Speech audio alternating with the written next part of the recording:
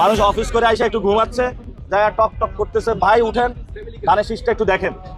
আমি বলি আমার কথা শুনুন, আমার কথা শুনুন, এখন স্কুল টাইম, বাচ্চারা স্কুলে ঢুকবে, আপনারা স্কুল টাইমে বাচ্চাদেরকে ঢুকতে দিচ্ছে না। নির্বাচনী প্রচারণায় নেমে এবার স্কুল চলাকালীন সময় বিশৃঙ্খলা সৃষ্টির অভিযোগ উঠল এনসিপি নেতা নাসির পাটোয়ারির বিরুদ্ধে। আজ সকালে একটি শিক্ষা প্রতিষ্ঠানের গেটে প্রচারণা চালাতে গেলে স্কুল কর্তৃপক্ষ ও সাধারণ জনতার তোপের মুখে পড়েন তিনি। কোমলমতি শিশুদের স্কুলে প্রবেশের সময় রাজনৈতিক শোডাউন এবং উচ্চ শব্দে হর্ন বাজানো নিয়ে তৈরি হয় তুমুল বিতর্ক। প্রাপ্ত ভিডিও ফুটেজ ও প্রত্যক্ষদর্শীদের সূত্রে জানা যায়, সকালে যখন ৫-৬ বছর বয়সী শিশুরা স্কুলে প্রবেশ করছিল, ঠিক তখনই নাসির পাটোয়ারি ও তার কর্মী সমর্থকেরা স্কুলের প্রবেশপথে অবস্থান নেন। এ সময় ভিড় ও ঠেলাঠেলির কারণে শিশুদের স্কুলে ঢুকতে বাধার সৃষ্টি হয়। পরিস্থিতি উত্তপ্ত হয়ে ওঠে যখন একজন সচেতন নাগরিক ও শিক্ষক সরাসরি এর প্রতিবাদ জানান। ভিডিওতে দেখা যায়, স্কুলের গেটে দাঁড়িয়ে থাকা অবস্থায় নাসির পাটোয়ারির গাড়িবহর থেকে উচ্চ শব্দে হর্ন বাজানো হচ্ছিল।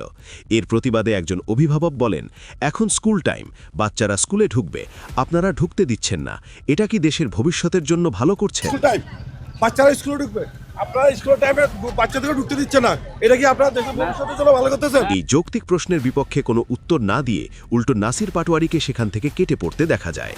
সাধারণ জনতা নেতার এই আচরণের কড়া সমালোচনা করেন।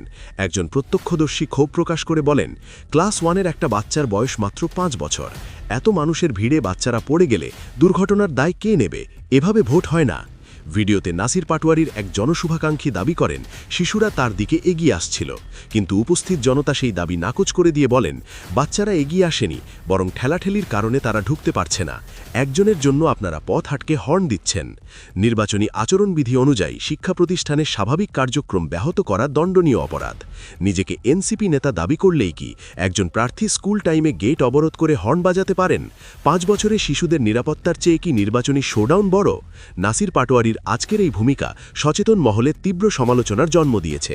ভোটাররা বলছেন, যিনি প্রচারণার শুরুতেই শিশুদের অসুবিধা বোঝেন না, তিনি জনপ্রতিনিধি হিসেবে কতটুকু দায়িত্বশীল হবেন তা নিয়ে সংশয়ই থেকে যায়।